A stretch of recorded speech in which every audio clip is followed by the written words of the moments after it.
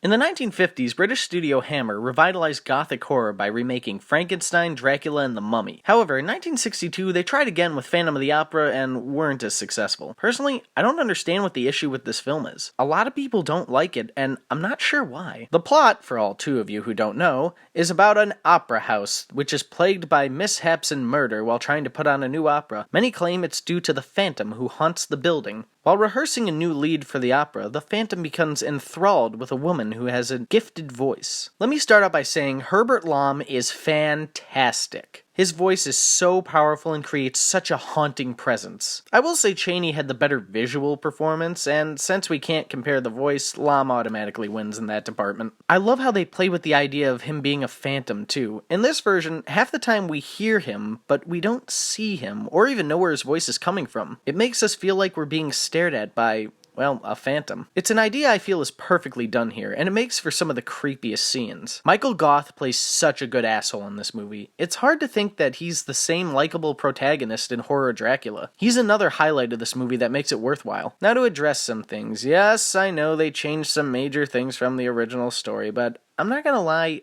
I actually prefer these changes. I think these changes are well warranted and fit the character of the Phantom much better. Many people also claim it's not good because it's not scary. Oh Christ, you're telling me Bride of Frankenstein is good because it's scary? No, of course not. People haven't been scared of that in years. It's just a good story with well-written characters. And that's why this one works too. But come on, no one can tell me the Phantom's mask is not creepy. Look at that thing! I always thought the one in the Lon Chaney version looked stupid. If we're gonna stare at the Phantom's mask for most of the movie, at least make it creepy. I will say, the reveal at the end of what his face looks like is lame, but come on. Did anybody really think they were going to top the Lon Chaney makeup? It's just not going to happen. So, be happy we got a better mask to stare at in the meantime. Does it have its problems? Yes, but I don't think it's a bad movie. And I know it's hard to believe, but it's actually my favorite Hammer film. In fact, it's one of my favorite films of all time.